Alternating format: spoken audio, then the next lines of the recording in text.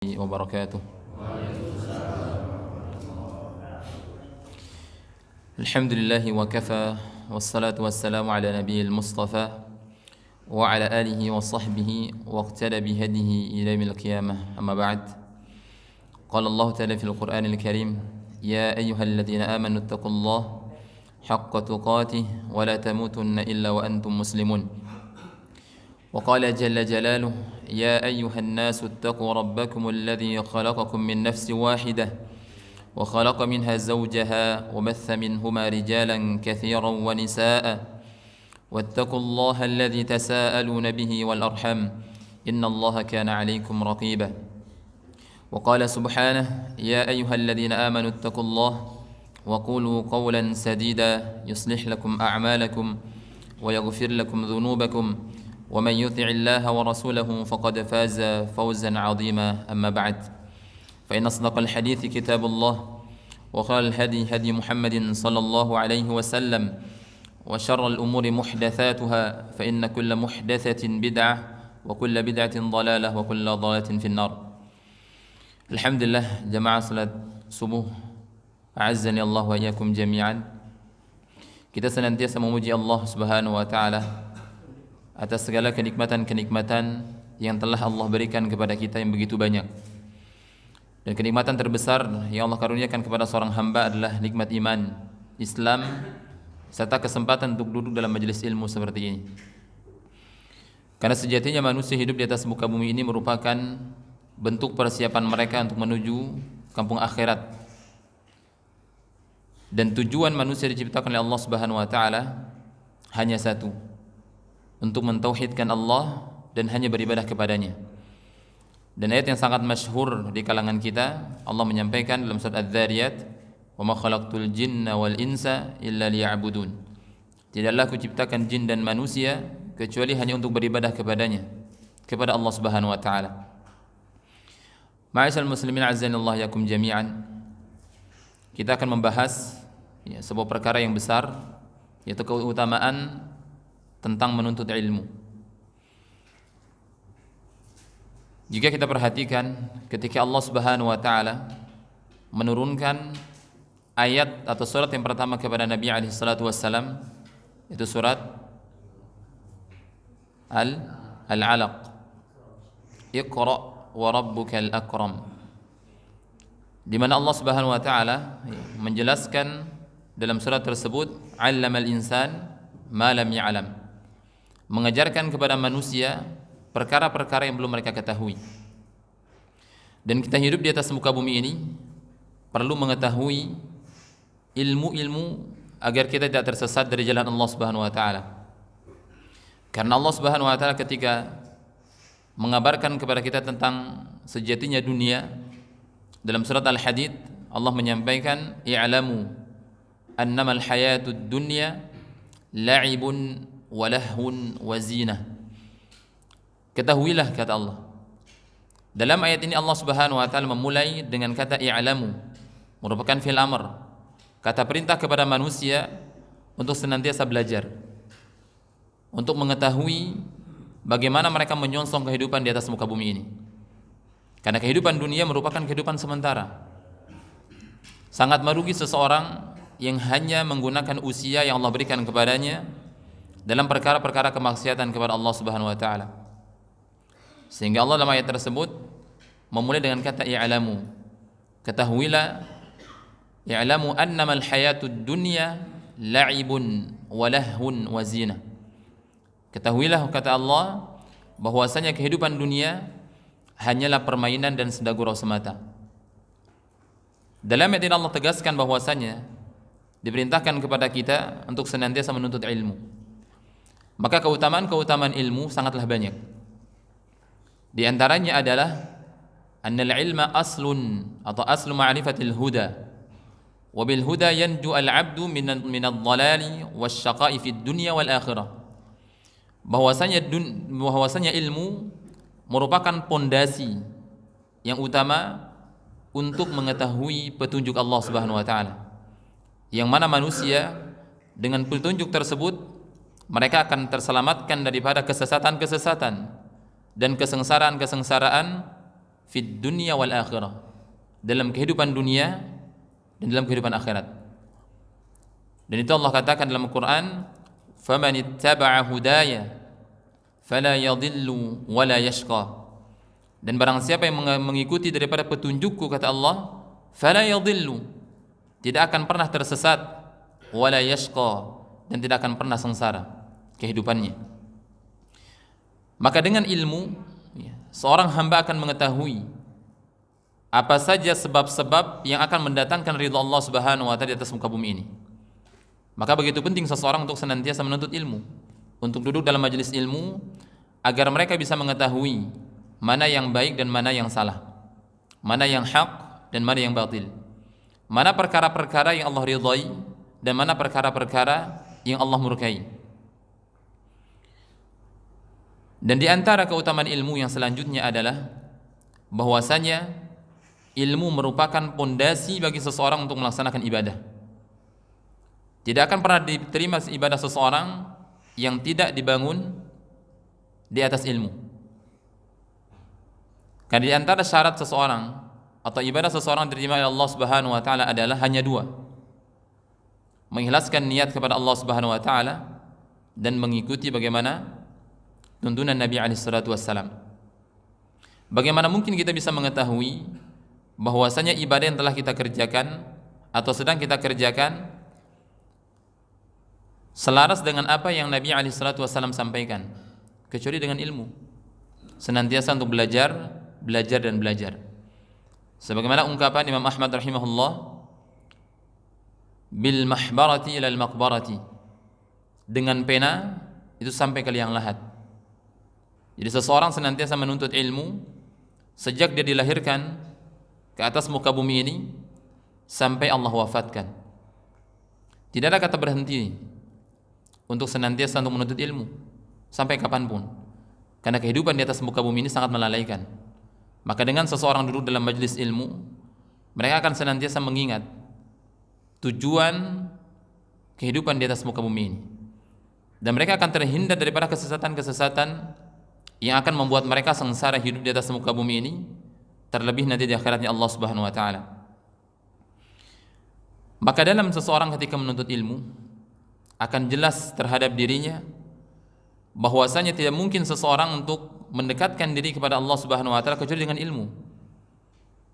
Seseorang yang semangat bekerja karena dia mengetahui nilai daripada pekerjaan tersebut, maka begitu pun dengan ibadah-ibadah yang kita kerjakan di atas muka bumi ini. Ketika kita mengetahui nilai ibadah-ibadah yang kita kerjakan, maka kita akan semangat untuk mengerjakannya sebagaimana pekerjaan duniawi yang kita lakukan setiap hari. Seandainya tidak kita mengetahui nilainya, tidak mungkin kita akan sungguh-sungguh.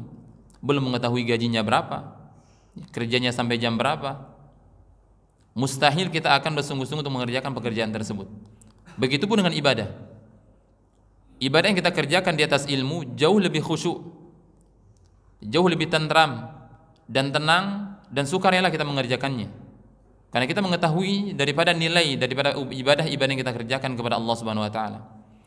Berbeda dengan ibadah-ibadah yang hanya ikut-ikutan, yang pada akhirnya ketika jelas kepada diri kita bahwasanya ibadah yang selama ini kita kerjakan tidak ada satupun tuntunan dari Nabi alaihi salatu wassalam, kita akan mencari dalih, bukan dalil. Kita akan mencari pembenaran-pembenaran atas ibadah yang selama ini kita kerjakan. Padahal seandainya kita tanyakan kepada diri kita sendiri, apa manfaat, faedah yang akan saya dapatkan dari ibadah tersebut? Karena tidak semua kebaikan-kebaikan yang dipandang oleh manusia itu baik di sisi Allah Subhanahu wa taala, dan tidak semua keburukan-keburukan atau sesuatu yang kita benci di hadapan manusia itu buruk di hadapan Allah Subhanahu wa taala. Dan itu Allah nyatakan dalam Al-Qur'an, kutiba alaikumul qital wa huwa kurhun lakum, diwajibkan atas kalian peperangan dan itu sangat kalian benci. Bagaimana tidak, hadirin? Peperangan akan dikorbankan adalah nyawa, harta. Apabila kita terbunuh dalam medan peperangan, istri kita akan menjanda, anak-anak kita akan menjadi yatim, dan lain sebagainya. Tapi Allah nyatakan, fa'asa an taqrahu syai'an wa huwa khairul lakum. Bisa jadi perkara-perkara yang kalian benci, kata Allah, terdapat kebaikan-kebaikan di dalamnya. Wa asa an tuhibbu syai'an wa huwa syarrul lakum. Dan bisa saja perkara-perkara yang kita cintai, yang kita sukai, yang kita anggap baik, fa huwa syarrul lakum, itu merupakan keburukan-keburukan yang kalian kerjakan. Sehingga ulama menyampaikan haram hukumnya seseorang mengerjakan amal ibadah kepada Allah tanpa disertai dengan ilmu. Karena al-aslu fil ibadah al-muharram. Hukum asal daripada seseorang mengerjakan sebuah ibadah kepada Allah itu hukumnya haram, hadirin. Sampai ada tuntunan dari Nabi SAW. Kita berpuasa. Puasa Ramadan sebelum datang syariatnya, tidak ada satupun di antara kalangan sahabat yang berpuasa Ramadan. Mereka hanya berpuasa 3 hari setiap bulannya, puasa Muharram, Arafah dan lain sebagainya. Namun ketika syariat Ramadan datang, baru mereka mengerjakan puasa-puasa Ramadan. Begitupun dengan haji dan lain sebagainya. Jadi hukum asal ibadah seseorang kepada Allah adalah hukumnya haram. Sampai jelas kepada mereka dalil tuntunan dari Nabi SAW. Maka ini pentingnya seseorang menuntut ilmu. Jangan sampai amal ibadah yang mereka kerjakan di atas muka bumi ini tanpa didasari landasan yang jelas, hanya penyesalan-penyesalan yang mereka dapatkan kelak di hari kiamat. Sudah capek namun tidak mendapatkan apa-apa. Betapa banyak orang-orang berpuasa namun tidak mengetahui bagaimana fikihnya puasa yang benar. Ketika mereka haji, mereka tidak mengetahui fikih haji yang benar. Sehingga yang terjadi adalah hanya capek, membuang waktu dan lain sebagainya. Dan Nabi nyatakan dalam hadisnya, rubba shaimin hadzuhu min siyamihi al-'atash wal ju'. Betapa banyak orang-orang yang berpuasa, kata Nabi, yang mereka dapatkan dari puasanya hanya lapar dan dahaga, enggak dapat apa-apa. Wa rubba qa'imin hadzuhu min qiyamihi as-sahar. Dan banyak sekali orang-orang yang qiyamul lail, begadang di malam hari, ya, menghidupkan malamnya, namun yang mereka dapatkan daripada malam tersebut hanya begadang saja, tidak mendapatkan pahala di sisi Allah Subhanahu wa taala. Mereka qiyamul lail, salat, kemudian mengerjakan daripada amal-amal ibadah kepada Allah Subhanahu wa taala. Namun seluruh amal ibadah tersebut tidak dibangun di atas dalil, di atas ilmu. Ya. Maka penting seseorang senantiasa duduk dalam majelis ilmu. Kemudian di antara faedah yang berikutnya dari seseorang senantiasa menuntut ilmu adalah mengetahui tipu daya syaitan yang datang kepadanya dan mengetahui tipu daya musuh-musuh yang ada di sekitarnya. Ya. Bahwasanya perkara-perkara yang datang kepadanya apakah ini merupakan petunjuk dari Allah Subhanahu wa taala atau jangan-jangan ini merupakan tipu daya syaitan.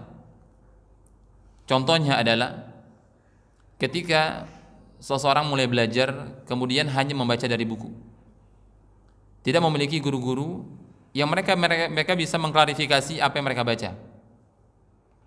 Kemudian baca sebuah hadis bahwasanya hendaklah kalian ketika menuju salat dalam keadaan tenang dan jangan tergesa-gesa. Pemahaman yang dia tangkap adalah, dan ini banyak sekali hadirin, sehingga pemahaman yang mereka tangkap ketika azan, ya, mereka santai-santai.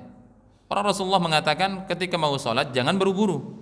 Sudah azan masih santai, sudah qamat juga masih santai, sehingga selalu tertinggal takbiratul ihram bahkan masbuk. Dia merupakan pemahaman yang salah. Yang dimaksud oleh Nabi SAW adalah jika seseorang memiliki hajat bertepatan dengan azan, ke kamar mandi misalkan, kemudian ketika dia berjalan ke masjid mendengar suara iqamah, tidak boleh seseorang tersebut tergesa-gesa bahkan berlari. Ini tidak dibenarkan dalam syariat, tetapi berjalan dengan tenang, ya. Ketika sampai masjid, kata Nabi SAW, mengikuti gerakan salat yang dia dapatkan. Ketika mendapati imam sedang sujud, takbiratul ihram kemudian sujud ikutin imam, ya. Wa ma fatakum fa'atimmu, kata Nabi. Kemudian rakaat yang telah tertinggal adalah sempurnakan setelah nanti imamnya salam. Ini yang dimaksud hadis tersebut. Bukan berarti kita berleha-leha, ya. Baru adzan, kemudian ketika adzan masih bersantai-santai tidak menuju masjid atau tidak mengerjakan salat dengan alasan hadis tersebut. Bahkan ada orang yang meninggalkan salat secara keseluruhan berdalil dengan surat Al-Ma'un, fawailul lil musallin. Dia mengatakan celakalah orang-orang salat. Ngapain saya salat? Orang celaka kok orang-orang salat. Dia tidak melanjutkan ayatnya. Alladzina hum fi salatihim alladzina hum an salatihim sahun. Yaitu mereka-mereka yang lalai di dalam salatnya. Ini salat merupakan tolak ukur hadirin ibadah seseorang diterima oleh Allah Subhanahu wa taala. Jadi apakah ibadah kita akan menjadi baik seperti puasa, zakat dan ibadah-ibadah yang lainnya? Bagaimana dengan salat kita? Karena salat merupakan amal ibadah yang pertama kali kelak akan diminta pertanggungjawaban di hadapan Allah Subhanahu wa taala. Sehingga ujiannya berat. Bahkan Allah menciptakan setan yang khusus menggoda orang salat. Bagaimana mereka lalai ketika salat? Karena salat merupakan tolak ukur baik atau buruknya amal ibadah seseorang yang lain. Maka namun kita dengan belajar, kita mengetahui apa yang harus kita lakukan ketika was-was setan itu datang kepada kita. Kemudian bagaimana keadaan salat yang senantiasa dihantui dengan was-wasnya syaitan. Baru takbiratul ihram sudah memikirkan yang tidak pernah kita pikirkan. Baru takbiratul ihram itu. Namun bagaimana kondisi atau apapun apa yang kita lakukan ketika was-was itu datang kepada kita? Tentu dengan belajar. Sehingga belajar begitu penting. Dan jangan pernah merasa puas. Kesombonganlah yang menyebabkan iblis dan bala bentaranya itu dikeluarkan dari surganya Allah Subhanahu wa taala. Maka hadirin azanillahu yakum jami'an, dengan belajar seseorang akan mengetahui tipu daya daripada syaitan dan tipu daya daripada musuh-musuh yang ada di sekitarnya, dan dia bisa mengetahui bagaimana cara keluar daripada fitnah-fitnah yang ada di sekitarnya, karena dia akan berpegang teguh dengan ilmu-ilmu yang telah dia pelajari untuk menghindarkan dia dari segala bentuk fitnah yang ada di sekitarnya. Terlebih kita hidup di zaman yang penuh dengan fitnah, hadir. Mungkin saat ini seseorang sudah mulai berjauhan dengan tetangganya. Bahkan dengan adanya handphone itu, yang dekat semakin jauh. Lagi ngobrol, kumpul bersama, yang kita sibuk dengan handphone. Berbeda dengan yang orang-orang terdahulu. Kita hidup di zaman begitu fitnah. Betapa banyak keluarga-keluarga yang rusak gara-gara handphone. Mungkin jendela, pintu telah kita tutup dengan rapat. Namun orang yang ketiga itu akan hadir dalam rumah tangga seseorang dari atap rumahnya, masuk ke dalam sosial media istrinya, masuk ke dalam sosial media daripada suaminya dan lain sebagainya. Akan merusak daripada keluarga-keluarga orang-orang yang tidak membentengi dirinya dengan ilmu. Sedangkan laki-laki, terutama kita sebagai laki-laki, merupakan ar-rijalu qawwamuna 'alan nisa. Kita ini adalah pemimpin yang kelak akan diminta pertanggungjawabannya oleh Allah Subhanahu wa taala. Nabi menyampaikan kullukum ra'in wa kullukum mas'ulun an ra'iyatihi. Masing-masing kalian adalah pemimpin, kata Nabi. Dan setiap kepemimpinan seseorang kelak akan ditanya pada hari kiamat. Laki-laki akan ditanya bagaimana agama istrinya. Seorang ayah akan ditanya bagaimana agama anak-anaknya. Sehingga anak keturunan itu merupakan ujian. Inna amwalakum wa auladakum fitnah, kata Allah. Sesungguhnya harta yang Allah berikan kepada kita, anak keturunan yang Allah karuniakan kepada kita, merupakan fitnah, ujian yang besar. Karena baik buruk agama mereka akan ditanya oleh Allah Subhanahu wa taala pada hari kiamat. Bagaimana kita mendidik mereka? Sehingga kepala keluarga harus memiliki ilmu yang memadai untuk memimpin daripada keluarganya. Karena baik buruknya keluarga seseorang tergantung pemimpinnya. Maka hadirin azallahu yakum jami'an, jangan pernah jenuh futur dalam menuntut ilmu. Karena ilmu ini merupakan samudera yang tidak ada tepiannya, lautan yang begitu dalam. Ketika kita senantiasa mengerjakan salat, maka hal yang paling utama yang harus kita pelajari adalah bagaimana tata cara salat yang benar. Dari mulai wudu sampai salam nanti takbiratul ihram. Takbiratul ihram kemudian kita salam. Kita harus mengetahui sesuatu ketika terjadi dalam salat apa yang harus kita ambil langkah. Ketika hal yang tidak diinginkan terjadi dalam salat. Betapa banyak orang-orang ketika mereka merasa ragu dalam salat kebingungan. Bahkan ketika imamnya salah, sudah mengucapkan subhanallah, imamnya tidak mengindahkan ucapan tersebut. Nah, tinggal pertanyaan, ini imamnya yang faham atau makmumnya yang faham? Seperti itu. Terkadang udah subhanallah satu orang di belakang imam, diikuti dengan orang-orang yang ada di belakangnya terus hampir satu masjid mengucapkan subhanallah. Karena imamnya tidak merespon ucapan mereka. Ketahuilah bahwasanya ucapan subhanallah adalah ingin memperingatkan daripada imam ada perkara kesalahan yang dia lakukan.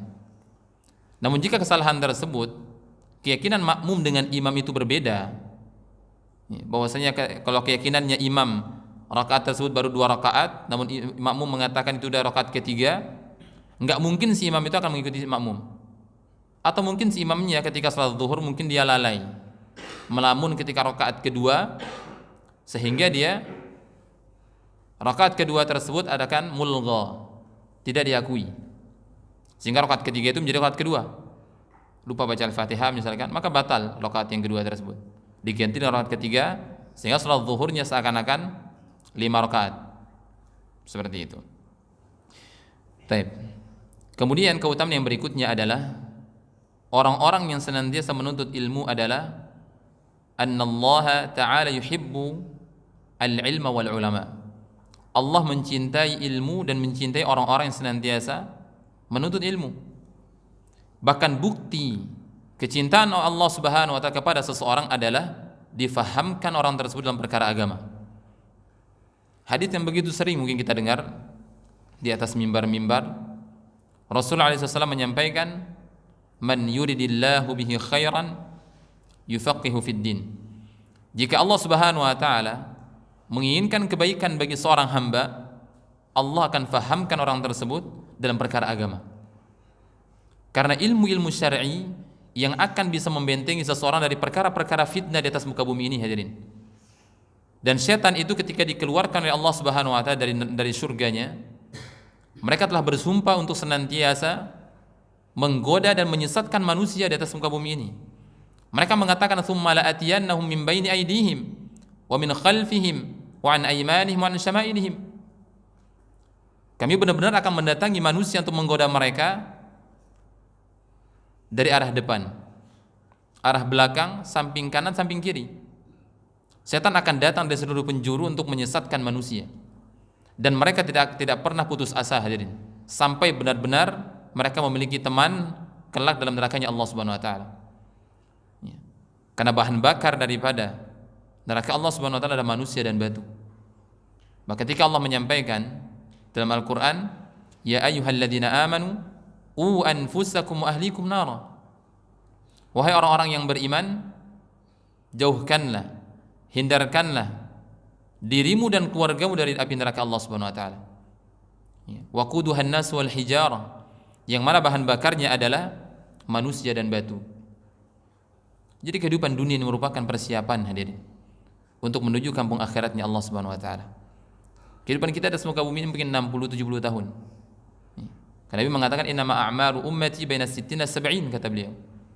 Sesungguhnya umur umatku, kata beliau, berkisar antara 60 sampai 70 tahun. Ya. Wa qalilun man yajuzu dzalik, dan sedikit sekali daripada umatku yang melampaui daripada usia tersebut. Ada tapi sedikit. Maka kita saat ini yang diberikan usia yang melampaui 60 sampai 70 tahun tersebut, manfaatkanlah dari yang sebenarnya, yang sebaik-baiknya. Usia Allah berikan kepada kita dengan senantiasa menuntut ilmu. Kemudian di antara keutamaan seseorang menuntut ilmu adalah Allah Subhanahu wa taala akan memuliakan orang tersebut. Allah angkat derajatnya di dunia maupun di akhirat. Allah sampaikan dalam Al-Qur'an, yarfa'illahu alladhina amanu minkum walladhina utul ilma darajat. Allah Subhanahu wa taala akan mengangkat derajatnya orang-orang yang beriman dan orang-orang yang Allah berikan ilmu, darajat, beberapa derajat. Bukan hanya satu derajat, hadirin. Sebelum akhiratnya Allah Subhanahu wa taala, Allah akan memuliakan manusia tersebut, hamba tersebut di dunia ini. Coba antum melihat, penghafal Al-Qur'an walaupun usianya baru 12 tahun, seluruh mungkin orang-orang yang ada di sekitarnya memuliakannya. Tidak ada seorang pun yang berani mengejeknya, menghinanya. Allah muliakan dia. dengan syarat ilmu akan membawakan keberkahan dan kemuliaan adalah ilmu yang mendatangkan ketakutan kepada Allah Subhanahu wa taala. Karena Allah mengatakan inna ma yakhsyallaha min ibadil ulama. Sesungguhnya hanya orang-orang yang berilmu, yang mengamalkan ilmunya, yang takut kepada Allah Subhanahu wa taala.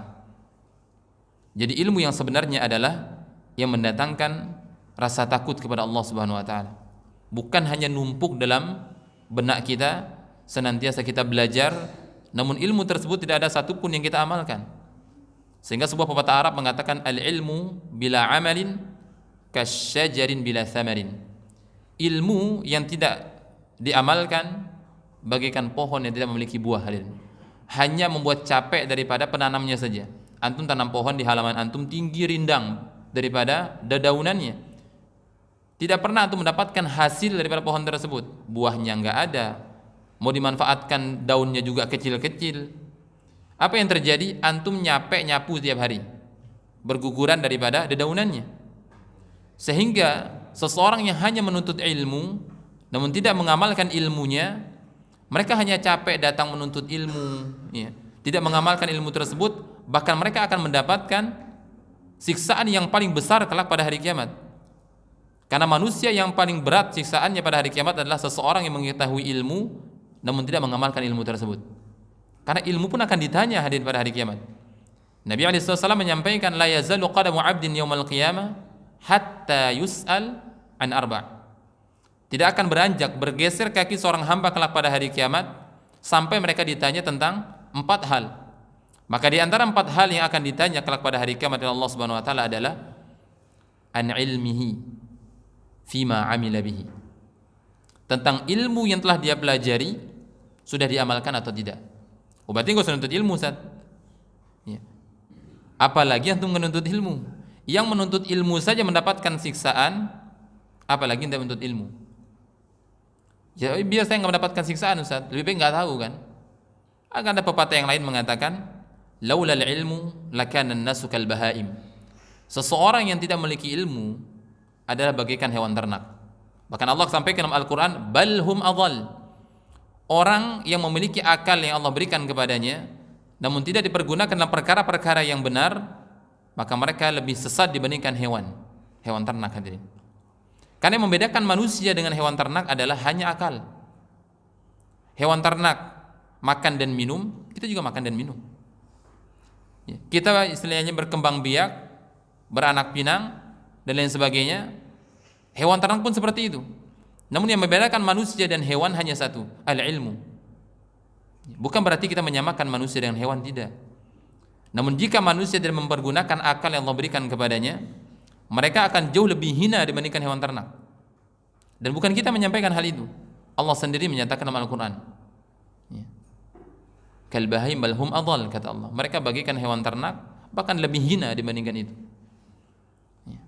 Maka bagaimana kita hidup di atas muka bumi ini senantiasa menuntut ilmu, hadirin, sampai wafat.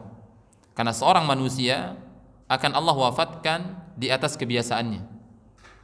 Mungkin banyak orang kita lihat mereka wafat dalam keadaan balap liar. Ya mungkin kerjaannya tiap malam seperti itu. Kita harus memiliki kebiasaan-kebiasaan yang baik. Karena ajal itu nggak ada yang tahu kapan datangnya.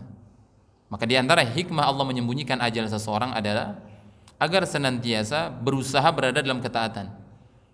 Seandainya ajal manusia itu diumumkan, masing-masing kita telah mengetahui kapan ajalnya datang, kapan Allah wafatkan, rusak muka bumi ini, hadirin.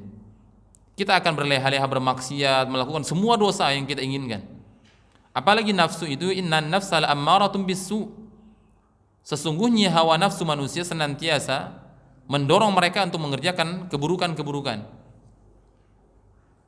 Namun ketika ajalnya telah diketahui, 1 tahun lagi misalkan, mungkin 1 bulan sebelum wafat baru dia tobat. Apalagi banyak-banyak Al-Quran yang mengatakan, ayat-ayat dalam Al-Quran disebutkan, innallaha kana ghafurur rahima. Sesungguhnya Allah maha pengampun dan maha pembelas kasih. Fastaghfiru rabbakum innahu laghaffara. Senantiasalah kalian memohon ampun kepada Allah, karena sesungguhnya Allah banyak ampunannya. Dengan ayat-ayat ini seseorang akan berdalil, sebulan sebelum ajal dia akan bertaubat. Rusak muka bumi ini. Maka hadirin azza Allah yakum jami'an. Senantiasalah kita duduk dalam majelis ilmu seperti ini sampai Allah wafatkan. Betapa banyak orang lagi duduk-duduk mendengar kajian seperti ini, Allah wafatkan. Itu merupakan wafat yang paling indah, yang mungkin semua orang menginginkannya. Lagi sujud datang ke masjid, belum ada orang, terlihat CCTV, orang tersebut sujud sampai adzan subuh. Orang yang biasa adzan datang baru mengetahui bapak itu ternyata telah wafat. Betapa banyak kita mendengar kabar-kabar seperti itu. Coba kita berangan-angan ingin wafat seperti itu. Kita nggak mengetahui, hadirin, di mana kita akan wafat dan bagaimana keadaan kita wafat. Ajal itu pasti akan datang. Tidak seorang pun yang akan mampu berlari dari ajalnya. Karena Allah mengatakan, "Ainama takunu yudrikkumul maut walau kuntum fi burujin musyayyadah." Dimanapun kalian berada, kata Allah, kematian pasti akan datang menghampiri kita. Walaupun kita akan mencoba untuk melindungi diri, bersembunyi dalam bangunan yang begitu kokoh. Fi burujin musyayyadah, buruj itu subhanallah itu bangunan yang sangat megah, musyayyadah begitu kokoh. Terbuat dari baja berlapis-lapis mungkin. Bahkan mungkin seandainya bumi dihancurkan, mungkin baja tersebut enggak hancur dalam pemikiran manusia. Karena banyak orang-orang saat ini, orang kafir, membuat tempat persembunyian setelah mereka mempelajari Al-Quran, bumi ini akan hancur. Sehingga mereka menginginkan saat ini untuk pindah ke planet lain. Dia anggap bahwasanya yang hancur itu hanya bumi. Padahal nanti seluruh planet-planet itu akan bertabrakan satu sama lain. Dan bumi ini akan dibalikkan oleh Allah Subhanahu wa taala. Subhanallah. Maka hadirin azza yakum jami'an. Banyak sekali keutamaan-keutamaan menuntut ilmu. Bahkan menuntut ilmu merupakan afdhalul qurabati ila Allah taala. Merupakan bentuk pendekatan diri kepada Allah yang paling utama dengan menuntut ilmu. Dan orang-orang yang senantiasa menuntut ilmu dan mengajarkan ilmu yang Allah berikan kepadanya, maka dia akan senantiasa mendapatkan pahala dari ilmu yang telah diajarkan tersebut walaupun dianya telah wafat. Karena Nabi SAW mengatakan, "Man da'ila hudan kana lahu minal ajri mithlu ujuri man tabi'ahu la yanqusu dzalik min ujurihim syai'a." Hadis riwayat Muslim. Barang siapa yang menunjukkan sebuah jalan kebenaran, mengajak untuk menuju jalan-jalan kebenaran, petunjuk Allah Subhanahu wa taala, maka dia akan mendapatkan pahala dari orang-orang yang mengikutinya. Misalkan sekarang masjid DKM-nya mengadakan kajian, orang-orang yang datang ini mendapatkan pahala dan DKM-nya mendapatkan pahala daripada orang-orang tersebut. Maka mengerjakan sebuah kebaikan kemudian mengajak orang lain bukan sebuah kerugian, hadirin. Itu merupakan keuntungan. Lagi berjalan, kemudian mengajak teman mungkin yang harusnya sholatnya di tempatnya, dengar adzan menipir sebentar ke cari-cari masjid, maka dia akan mendapatkan dua pahala. Pahala sholatnya dia dan pahala sholat temannya tanpa dikurangi pahala sholat temannya tersebut. Ini keutamaan orang-orang yang mengetahui ilmu dan mengajarkan ilmu kepada manusia yang lainnya. Dan ilmu merupakan manfaat yang tidak akan pernah terputuskan, hadirin, dari seseorang sampai kapanpun. Maka hendaklah yang pertama kali mengajarkan anak antum Al-Fatihah itu antum, jangan guru ngaji. Bagaimana bisa kita mengajarkan mereka kalau kitanya masih belum bisa baca Quran? Seperti itu. Sehingga kepala keluarga itu, sampaikan tadi, memiliki peran yang begitu besar dan penting dalam keluarga. Hendaknya yang mengajarkan Al-Fatihah kepada anak yang pertama kali adalah kita. Mengenalkan huruf-huruf hijaiyah itu adalah kita sebagai bapaknya. Jangan sampai peran tersebut diambil alih oleh orang lain. Karena Al-Fatihah merupakan surat yang akan dibaca sepanjang masa oleh anak tersebut.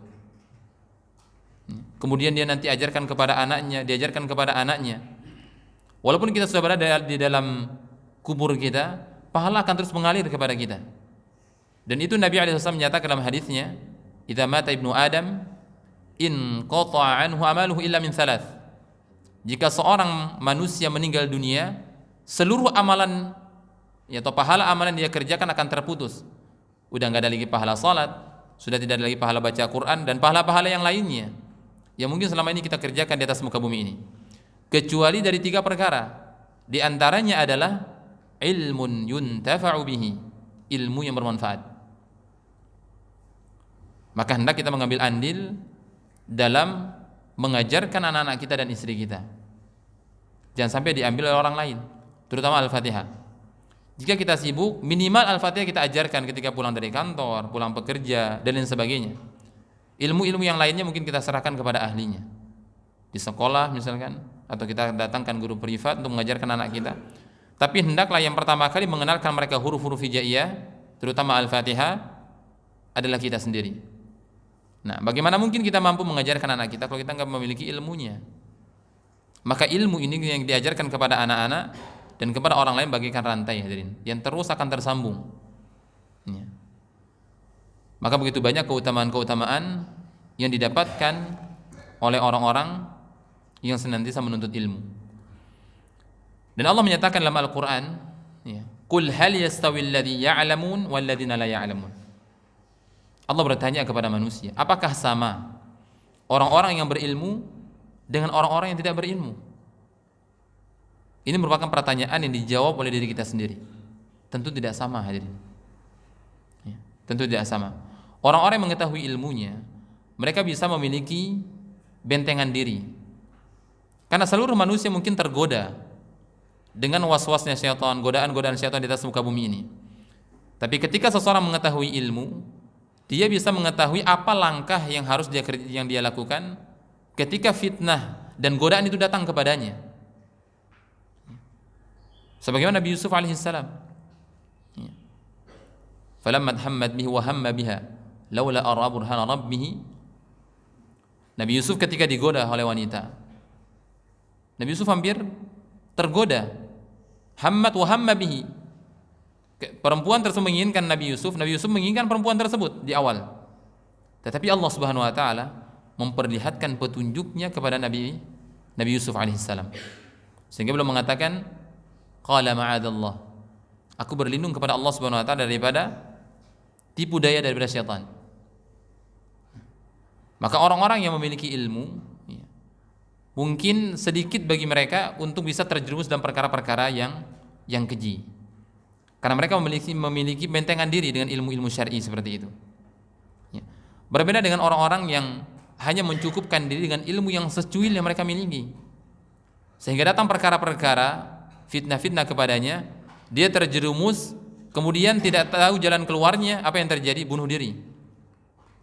Kita banyak sekarang melihat, ya, guru-guru di sekolah terjerat pinjol, judi online, bunuh diri. Bahkan satu keluarga membunuh diri. Guru sekelas guru, hadirin.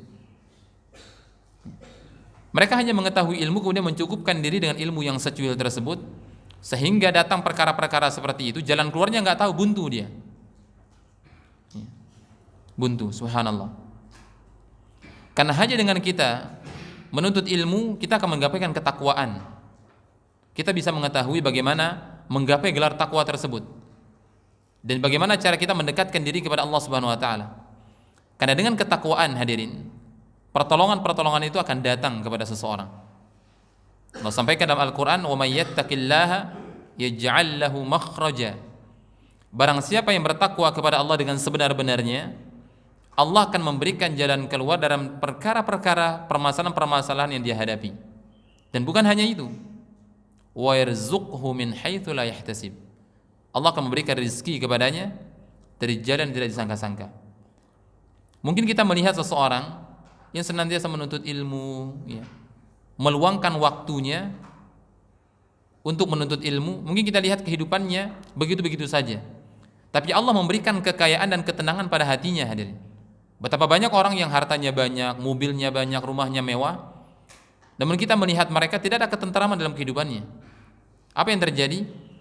Sehingga nongkrong sama teman-temannya, tidak ada kebahagiaan di dalam keluarganya. Anak-anaknya keluar tanpa izin, ya. Tidak ada penghormatan kepadanya. Ini bukan bentuk kebahagiaan, ini merupakan kesengsaraan, hadirin.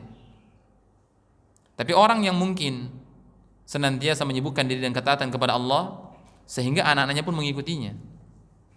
Anak-anak itu, hadirin, merupakan, ulama menyampaikan, merupakan mesin fotokopi yang paling canggih di atas muka bumi ini. mereka akan melakukan apa yang antum lakukan. Seorang bapak melarang anaknya dan jangan main game. Kalau bapaknya main game, nggak mungkin itu anak akan berhenti main game. Seorang ibu melarang anaknya tidak main handphone, tapi dia sedang main handphone melarang anaknya. Nggak mungkin anak tersebut akan melepaskan handphone tersebut sebelum ibunya berhenti.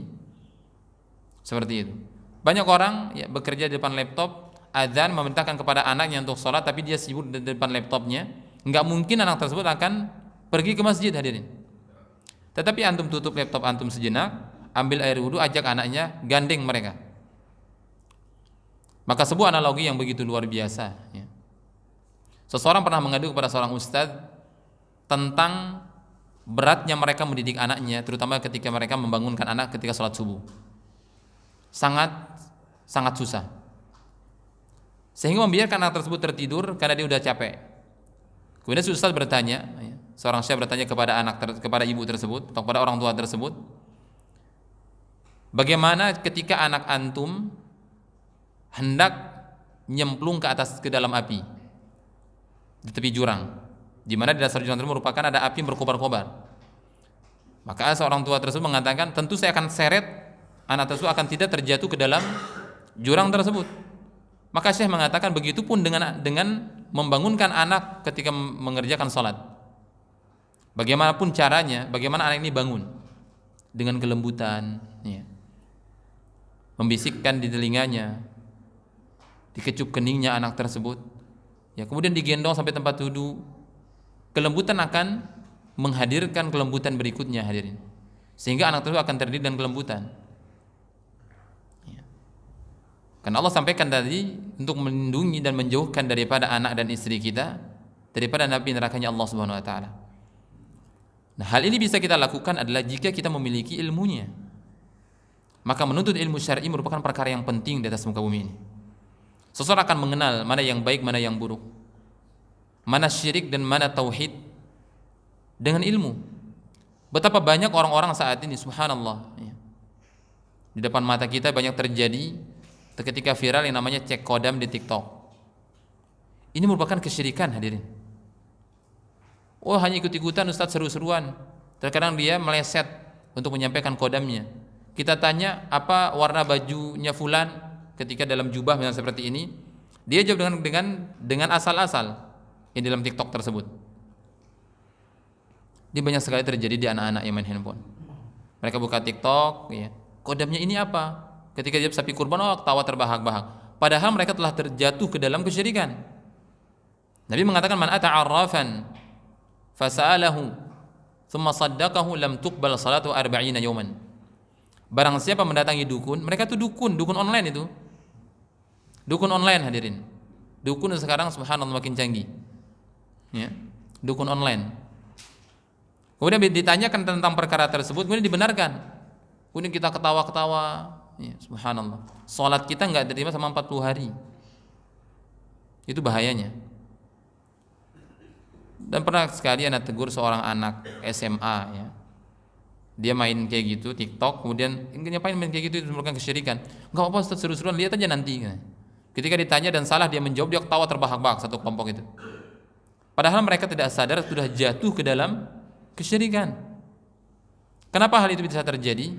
Minimnya ilmu pengetahuan mereka ketahui. Karena kesyirikan itu perkara-perkara dalam perkara kecil itu terjadi kesyirikan. Sehingga seorang muslim diwajibkan bagi mereka mempelajari mana syirik, mana tauhid.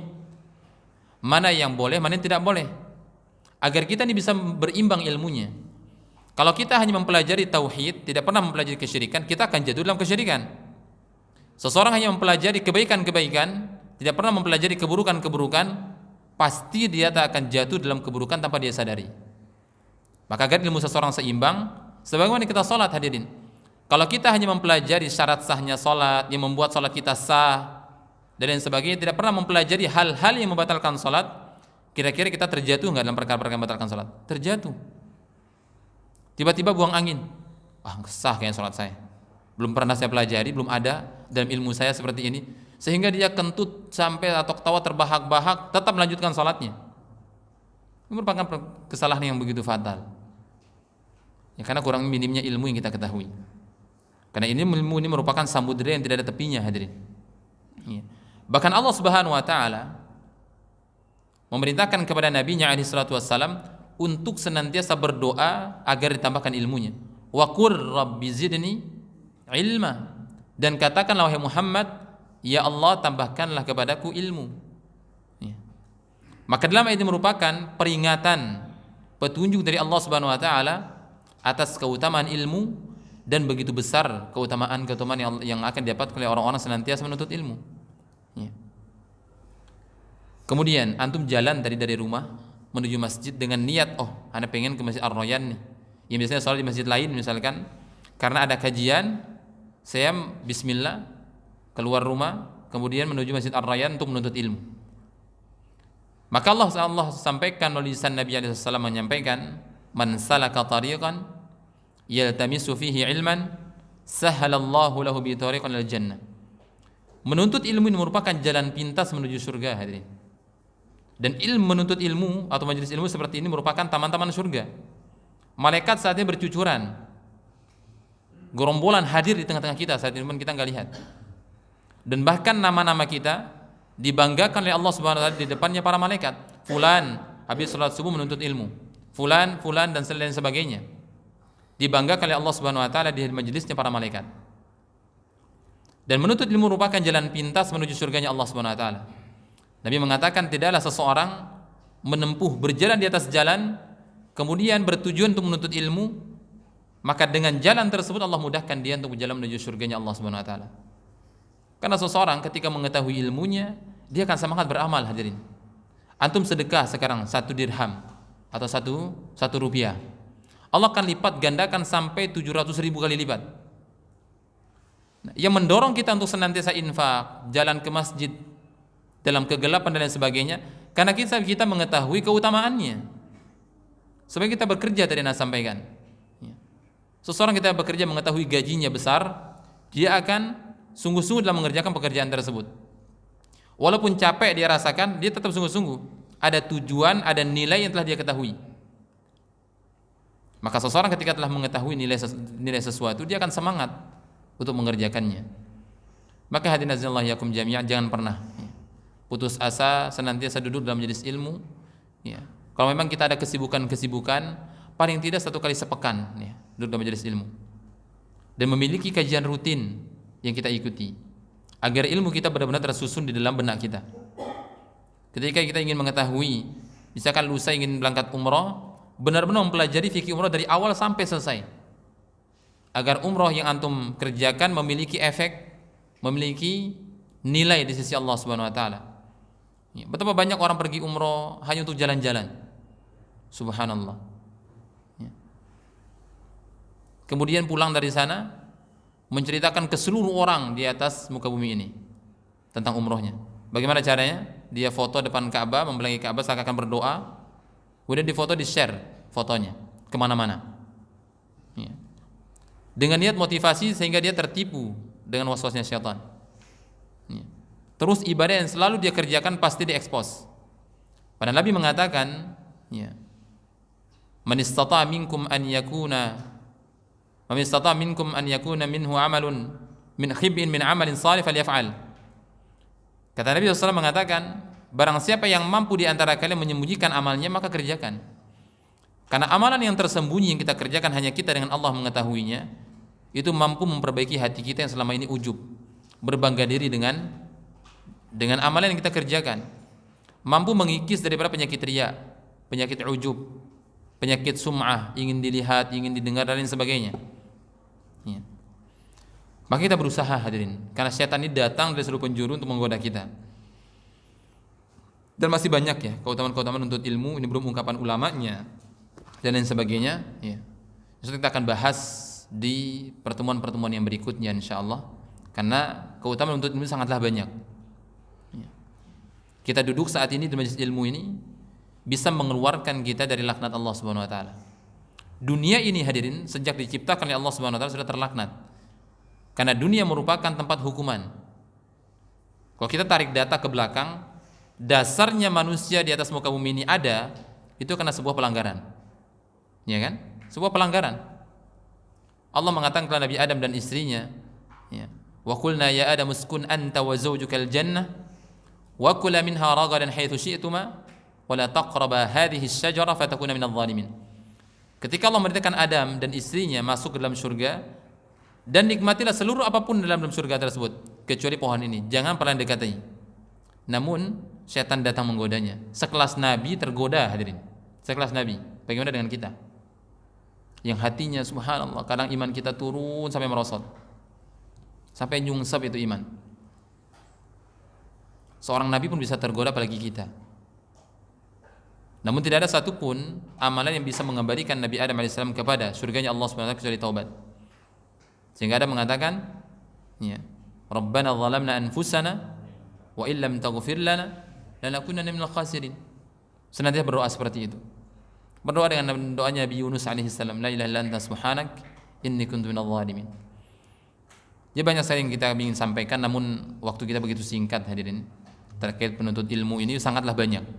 Maka diantaranya tadi adalah kita ini keluar dari laknat Allah SWT. Karena Nabi mengatakan ad-dunya mal'unatun wa mal'unun ma fiha.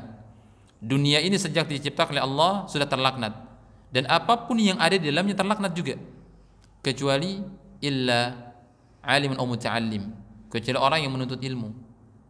Kita juga ini dikeluarkan dari kelompoknya orang-orang yang merugi. Wal 'asr innal insana fi khusrin illa alladziina aamanu wa 'amilus shalihat wa tawasaw bil haqq wa tawasaw bis sabr. Demi masa, kata Allah, sesungguhnya manusia benar-benar berada dalam kerugian kecuali mereka orang-orang yang beriman, saling memberikan nasihat satu sama lain. Dan ketika kita duduk dalam majelis ilmu seperti ini, banyak nasihat-nasihat yang kita sampaikan, ya, dari para ulama, Nabi alaihissalam, kita ambil dari Al-Quran dan lain sebagainya. Maka banyak keutamaan-keutamaan yang akan didapatkan oleh orang-orang yang senantiasa duduk majelis ilmu. Ketenangan jiwa yang mereka akan dapatkan, yang Allah berikan kepadanya, sakinah, ya, ketenangan jiwa, rahmat Allah pun bercucuran kepada mereka. Maka jangan pernah meninggalkan majelis ilmu sesibuk apapun kita, ya. Kalau kita punya TV di rumah, kalau bisa ada siarannya yang memiliki kajian, ya. Mungkin anak bisa nonton, ya, diganti siaran-siaran yang kita tonton di rumah, karena itu akan menjadi kebiasaan anak-anak kita nanti ke depannya. Ya, mungkin itu dapat kita sampaikan, ya, kurang lebihnya mohon maaf karena banyak sekali, ya, hal-hal yang perlu kita sampaikan, namun waktu kita tidak memungkinkan. Semoga ada pertemuan kembali, kita akan membahas, ya, pembahasan yang sama, bagaimana pandangan ulama terkait ilmu, bagaimana mereka, kesemangat mereka dalam menuntut ilmu, dan apa yang mereka mendapatkan, ya, setelah mereka menggeluti ilmu-ilmu syar'i di dunia maupun di akhiratnya Allah Subhanahu wa taala. Kurang lebihnya mohon maaf. Wassallallahu ala Muhammad wa ala alihi washabbihi wasallam. Subhanakallah bihamdika asyhadu an la ilaha illa anta astaghfiruka wa atubu ilaik. Assalamualaikum warahmatullahi wabarakatuh.